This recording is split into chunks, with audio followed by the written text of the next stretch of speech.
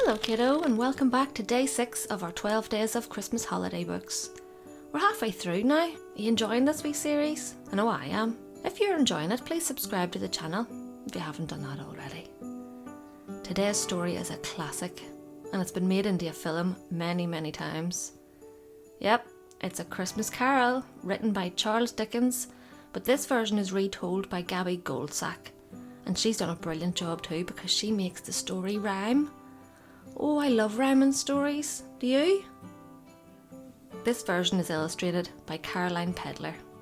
Oh, I love this story. It's set in old London town and it features grumpy old Ebenezer Scrooge, a man who really needs to learn the true meaning of Christmas.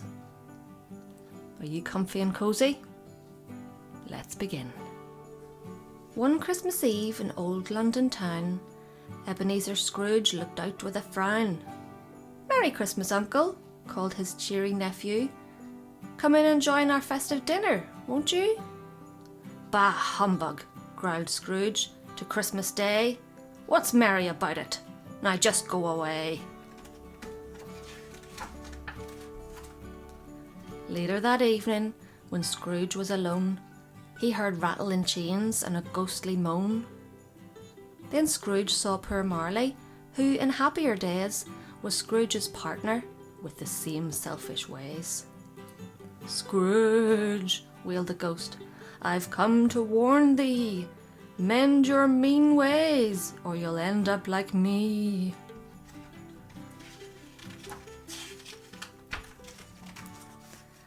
As the clock struck 1 on that freezing night, Ebenezer Scrooge awoke with a fright. As he blinked his eyes in the gloom, an unearthly spirit appeared in the room. "Follow me," it said, as Scrooge looked aghast. "I am the ghost of Christmas past." The ghost took Scrooge back to Christmases of old, when Scrooge was warm-hearted, not sad and cold. They saw Fan, his sister, and Fezziwig, his boss. "I was happy," gasped Scrooge, "not lonely and cross."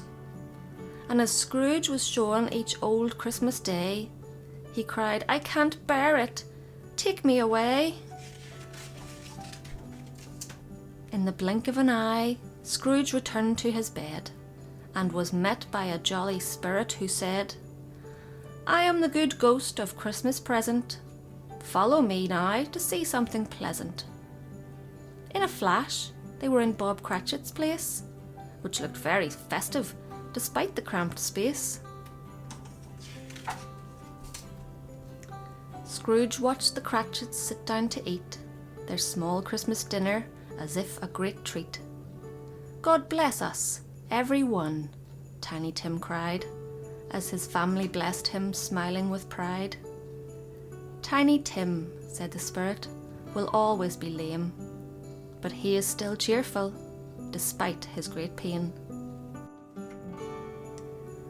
As the spirit departed, another took shape, a horrible creature in a hood and a cape.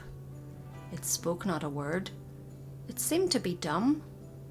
It was the ghost of Christmas yet to come. At the graveyard, it showed Scrooge what lay ahead. Misery and sorrow, for Tiny Tim was dead. Then Scrooge saw his own grave, unloved and unkept, alone in a cemetery where nobody wept.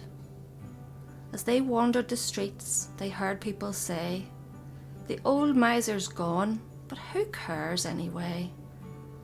As the ghost disappeared, Scrooge did something strange. He fell down and wept.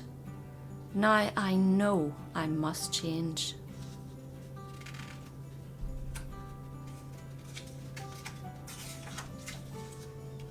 The very next moment, Scrooge woke in his bed.